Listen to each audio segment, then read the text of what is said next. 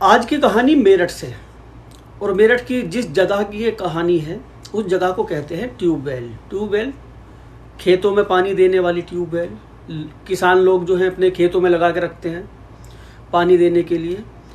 जब हम छोटे थे हमने भी देखा, वहाँ पर एक ज़माने में खेत ही खेत थे, खेत खलियान, ट्यूबवेल लगी हुई थी, लोग लड़के वड़के गर्मियों में नहाने जाया करते थे ट्यूबवेल पर। आज वहाँ बड़ी अच्छी वाली बसावट हो चुकी, बड़ी खूबसूरत कॉलोनी बन चुकी, और उस कॉलोनी का नाम ही ट्यूबवेल के नाम से मशहूर हो गया। आज उसको ट्यूबवेल ही कहते हैं, कॉलोनी को ट्यूबवेल कॉलोनी। यहीं पर कुछ सरकारी क्वार्टर वगैरह बने हुए हैं, सरकारी लोग जो जॉब वॉब करते हैं वो रहते हैं अपने पत्नी बच्चों के साथ। अब इन्हीं में एक शख्स रहा करते हैं, इनका नाम है सुशील कुमार। ये जूनियर इंजीनियर थे, सिंचाई विभाग में कार्यरत थे। इनकी पत्नी थी मोनिका, 2 इनकी बेटियां थी, एक इनका बेटा, 3 बच्चे इनके। 14 साल की इनकी बेटी थी, सोनी इनकी बेटी का नाम था। सब कुछ परिवार में ठीक ठाक। बेटी को लेके जो मोनिका थी, सुशील कुमार की पत्नी, ये हॉस्पिटल गई थी दवाई ववाई लेने। सुबह के 9 साढ़े 9 बजे का वो वक्त था जब ये गई। जब ये घर पे आई तो बाहर से इनका जो क्वार्टर है वो लॉक हो रहा है। इन्होंने कुंडी खोली, जैसे ही अंदर गए, अंदर जाते के साथ ही माँ और बेटियों की, 2 बेटी की दोनों की चीखें निकल गई। सुशील कुमार के हाथ पैर बंधे हुए हैं, गला कटा हुआ है, खून ही खून फर्श पर, बुरी हालत, मृत अवस्था पड़े। जैसे चीखों की आवाज़, और भी लोग रहते थे, आमने सामने क्वार्टर बने हुए थे, वो लोग भी आ गए। क्या हुआ क्या हुआ, भीड़ इकट्ठा हो गई। अब पुलिस बुला ली गई। पुलिस ने छानबीन की, घर का सारा सामान देखा, सामान कुछ कहीं पड़ा कुछ कहीं पड़ा। देखने से लग रहा चोरी हुई, चोर वगैरह आए और चोरी करके ले गए। सुशील कुमार ने विरोध किया होगा तो इनको ख़त्म करके वो चले गए। डेड बॉडी को कब्जे में लिए पोस्टमार्टम के लिए भेज दिया। पूछताछ होने लगी, कौन आया था। अब कॉलोनी के जो लोग हैं उन्होंने कहा कि हमने तो किसी को आते जाते देखा नहीं, अनजान शख्स को यहाँ पर। इनके क्वार्टर के सामने वाला जो क्वार्टर, उस क्वार्टर के जो गेट पे खून की छींटें लगी हुई थी, उसमें एक शख्स रहा करते थे।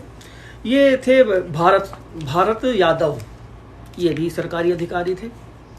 अब पुलिस को शक भारत यादव पर हुआ कि इनके गेट पे खून लगा हुआ है। उसको पुलिस ने उठा लिया, गिरफ्तार कर लिया। मोनिका ने भारत यादव के खिलाफ ही कंप्लेन कराई। मोनिका ने कहा, जो सुशील कुमार की पत्नी थी, कि अनबन रहती थी सुशील कुमार से और भारत यादव की दोनों के आपस में, इसलिए इन्होंने ये काम किया। मोनिका से पूछा पत्नी से, तुम कहाँ थी? इसने बताया तो बच्ची को लेकर डॉक्टर के यहाँ गई थी और 2 बच्चे बाहर खेल रहे थे। जब आई तो ये सब कुछ मिला, मोहल्ले वाले सब गवाह इस चीज़ के। अब भारत यादव से पूछताछ शुरू। भारत यादव कहता है कि मैंने तो नहीं किया। 36 घंटे तक भारत यादव से हर तरह से पूछताछ की गई कि तेरे गेट पर खून लगा हुआ है, ये सब कुछ तू नहीं किया, और बताइए तूने किया तो किया क्यों। अब भारत यादव मना कर रहा। 36 घंटे के बाद जब पुलिस भी थक गई, भारत यादव को जो है हिदायत दे दी कि शहर छोड़ के आप कहीं नहीं जाओगे, यहीं पे रहना, तो जाओगे तो इत्तला करके जाना। पुलिस छानबीन में लगी हुई है। अज्ञात के खिलाफ मुकदमा दर्ज कर लिया गया। अपनी छानबीन में पुलिस इधर लगी हुई। मोनिका से पूछा, मोनिका भी बताती भारत यादव को ही नाम ले रही वो तो। अब सीसीटीवी कैमरे वगैरह जो भी जहाँ भी लगे हुए थे, कुछ ऐसी संदिग्ध कोई व्यक्ति दिखाई नहीं दिया। अब पुलिस को एक सूचना मिली। उस सूचना के तहत पुलिस ने जो पत्नी थी मोनिका, इनके नंबर की कॉल डिटेल निकाली, और सुशील कुमार जो इनके पति थे, इनकी कॉल डिटेल निकाली। दोनों की कॉल डिटेल में जो मोनिका थी, इसकी कॉल डिटेल में एक नंबर ऐसा जिस पर काफ़ी बातें होती हैं। घटना वाले दिन भी काफ़ी बातें हुई, घटना होने के बाद भी काफ़ी बातें हुई। सुशील कुमार का शव पोस्टमार्टम करा के इन्होंने, पुलिस ने इस परिवार को सौंप दिया, उन्होंने अंतिम संस्कार भी कर दिया। उसके बाद भी उस नंबर में बातें हुई। अब पुलिस को इस नंबर के ऊपर शक हुआ कि ये किसका है। पुलिस ने इसकी आईडी वगैरह निकाली। ये जो नंबर था, ये पवन कुमार सैनी नाम के एक लड़के का नंबर, राजस्थान का ये लड़का रहने वाला। पुलिस आनंद फानंद में पहुंची इसके घर, जहाँ का ही रहने वाला था। ये राजस्थान में एक जगह पड़ती है गंगानगर, वहाँ का ही रहने वाला था। वहाँ से इसको उठा के लेके आए पवन कुमार को। थोड़ी सी सख्ती की, कुंवारा लड़का था। पुलिस की दहशत से, डर से टूट गया, कबूल कर लिया कि हाँ इसने मारा, और नाम लिया मोनिका का। मोनिका की जो 14 साल की बेटी सोनी, इसका, जो सुशील कुमार की माँ है उसका, यानी मोनिका की सास। अब माँ ने बेटे को क्यों मरवा दिया भाई? अब यही पुलिस की मोनिका को भी गिरफ्तार करा, बेटी को भी, इनको भी प्रेस कॉन्फ्रेंस की पुलिस ने अपना इनको जेल भेजा। जो कुछ कहानी इन लोगों ने बताई वो कहानी बड़ी ही खराब वाली कहानी। सुशील कुमार ये 2 साल पहले आए थे यहाँ, सहारनपुर के एक गांव के रहने वाले सुशील कुमार यहाँ रहते इनका कई महिलाओं से अवैध संबंध था। इसके बारे में मोनिका को पता लगा।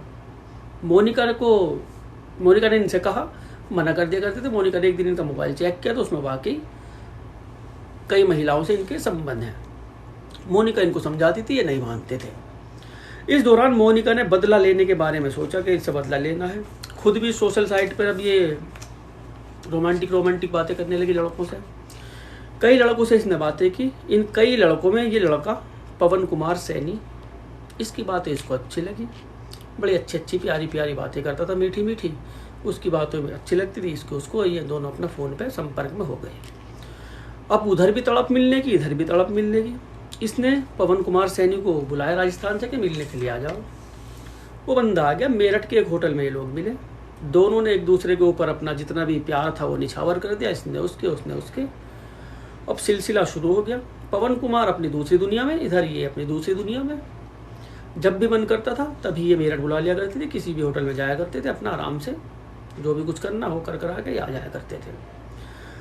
अब यही सब कुछ चल रहा है। ये पवन कुमार को समझा रही, पत्नी उससे मिल रही, ये दूसरी महिलाओं से मिल रहा, घर खराब हो रहा। अब इस दौरान इसकी जो 14 साल की बेटी, उसने एक दिन अपनी माँ मोनिका से बताया कि पिताजी कई महीने से मेरे साथ गंदा काम कर रहे हैं। मुझे धमकी दे रखी है कि अगर तूने किसी को बताया तो तुझे जान से मार दूंगा। अब पत्नी ने ये बात सुनी, बेटी के साथ ये सब कुछ हो रहा। पत्नी ने सुशील कुमार से बात की कि तुमने बेटी के साथ ऐसा किया। सुशील कुमार ने पत्नी को धमका दिया कि तीनों को बच्चों को भी मार दूंगा और तुझे भी खत्म कर दूंगा। किसी से कहना मत, चुपचाप घर में पड़ी रहे। अब माँ तो माँ थी वो मोनिका। इसने अपनी सास से बात की कि तुम्हारा बेटा तुम्हारी पोती के साथ ऐसी तरह की हरकतें कर रहा। माँ ने भी लानत भेजी उसके ऊपर कि पढ़ा लिखा होने के बावजूद ये इस तरह की गंदी हरकत करता, इससे तो अच्छा औलाद ना ही होती मेरे तो अच्छा था। माँ ने भी बहू का साथ दिया अपनी। अब इस दौरान कई दिन इनके लोगों के ऐसे ही गुजर गए। बेटी ने उससे बता दिया। सुशील कुमार घर आया करता था पी पा के, तो इनको गुस्सा दिखाया करता था। परेशान जब ये ज़्यादा ही हो गए, खुद सुशील कुमार की माँ ने पैसे दिए थे कि किसी को दे दो, इसकी हत्या करवा दो, ख़त्म करवा दो इसको, ऐसी औलाद नहीं चाहिए। अब मोनिका के पास तो बॉयफ्रेंड था। बॉयफ्रेंड से बात करी कि सुशील कुमार को रास्ते से हटाना, साथ दे मेरा, और इसको रास्ते से हटा के दोनों अपना आपस में ठीक ठाक खेले कूदेंगे, किसी की कोई प्रॉब्लम ही नहीं। वो आ गया राजस्थान से, मेरठ के एक होटल में रुक गया आके। इधर इन्होंने बेटी को भी शामिल कर लिया, 14 साल की बेटी। इसने कहा पापा 14 साल की जो बेटी जिस दिन इसको मारा, पापा एक खेल खेलेंगे। उसने बताया कि हाँ खेलेंगे। ये इसकी बात बहुत मानते थे अपनी बेटी की। उसके साथ गंदा काम करते थे ना, तो हर बात इसकी मानते भी थे। कभी बेटी की ऐसा कुछ कह दे। तो बेटी ने आंखों से पट्टी बांध दी, पहले हाथ पैर बांध दिए। मोनिका दबे पाँव अंदर आई कमरे में और उसको कर दिया चुप, आवाज़ मत करिए। उसको इशारा कर दिया बेटी को। मोनिका ने देखा बंद गए हाथ पैर ठीक ठाक, आंखें भी बंद गई। पवन कुमार सैनी को फ़ोन किया, वो आ गया। आने के बाद वो भी दबे पाँव कमरे में अंदर घुसा, चाकू लेके आया था वो। जिस वक्त मोनिका ने सुशील कुमार सैनी इसके बाल पकड़ के पीछे को यूं गर्दन करी उसकी, तब इनके समझ में आया कि कुछ घर में तो कुछ और ही हो रहा है, खेल वेल नहीं हो रहा। इनकी आवाज़ें होनी शुरू हुई। मोनिका ने कहा जल्दी से बस काट दे। पवन कुमार सैनी ने गला काटा, वे फड़फड़ाए। बेटी ने हाथ पैर दबा के रखे, इतने तीनों ने मिलकर ख़त्म कर दिया। मारने के लिए पैसे भी इसकी माँ ने दिए थे खुद ने। जब ये ठंडा हो गया, कुछ देर ये घर में रहे। घर में रहने के बावजूद इन्होंने सामान जो घर में पड़ा हुआ था वो सारा इधर उधर बखेर दिया। सामान बखेरने के बाद ये दोनों निकल, माँ बेटी बाहर चले गए। बच्चे दोनों बच्चे बाहर खेल रहे थे। ये चुपचाप बाहर की कुंडी लगा के घूमने चले गए। बहाना बनाए कि दवाई लेने गए थे। ऐसा ये बाप था।